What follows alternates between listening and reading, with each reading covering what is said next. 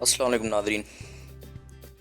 ناظرین، آج ہم ڈان کے ایک آرٹیکل کا سمری کریں گے اردو میں، تو آئیے چلتے ہیں سمری کی طرف۔ پاکستان اور دہشت گردی ایک بھاری قیمت، یہ ٹائٹل ہے۔ پاکستان نے دہشت گردی کے بھاری قیمت چکائی ہے، جہاں ہزاروں جانوں کے نقصان کے ساتھ معیشت، سماجی اہم ننگی اور طرز حکمرانی کی بھی شدید نقصان پہنچا ہے۔ اس بحران نے نہ صرف ملک کی عالمی ساکھ کو متاثر کیا بلکہ معاشرتی اعتماد کو بھی متنزل کر دیا ہے۔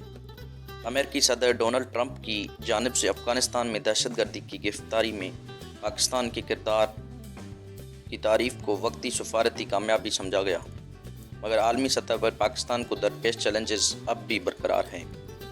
پاکستان دنیا کے ان ممالک میں شامل ہے جہاں دہشت گردی کی شدت سے زیادہ ہے۔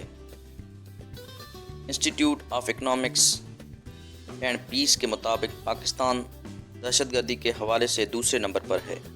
گزشتہ 2 دہائیوں میں ملک مسلسل ٹاپ 10 ممالک میں شامل رہا ہے، جس کے نتیجے میں سماجی اور معاشی شعبے بری طرح متاثر ہوئے ہیں۔ امن و استحکام کے بغیر ترقی ممکن نہیں۔ منفی امن جیسے کہ عارضی سیکورٹی اقدامات دیرپا حل نہیں۔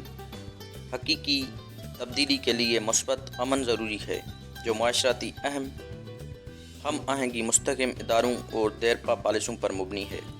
پاکستان کو ایک واضح حکمت عملی درکار ہے جو تمام اسٹریٹجک ہولڈرز بشمول ریاستی ادارے، مذہبی رہنما اور سیاسی و سماجی شخصیات کو دہشت گردی کے خلاف یکجا کرے، شدت پسندی کے خاتمے، بین الصوبائی ہم آہنگی کو فروغ اور پالیسیوں میں بنیادی تبدیلیاں کے ذریعے ہی ملک میں پائیدار امن قائم کیا جا سکتا ہے۔ اگر پاکستان اپنی داخلی پالیسیوں میں مثبت تبدیلی لائے اور ایک نئے سماجی معاہدے کی بنیاد رکھے تو عالمی سطح پر نہ صرف اس کے ساکھ بہتر ہوگی بلکہ اس کی شہری بھی دنیا میں عزت و وقار کے ساتھ رہ سکیں گے۔ تو ناظرین، یہ وقت عمل کا ہے تاکہ ایک پرامن اور ترقی یافتہ پاکستان کی بنیاد رکھی جا سکے۔ یہ ہے اس آرٹیکل کی سمری۔ ملتے ہیں ایک نئے سمری کے ساتھ، تب تک کے لیے اللہ حافظ۔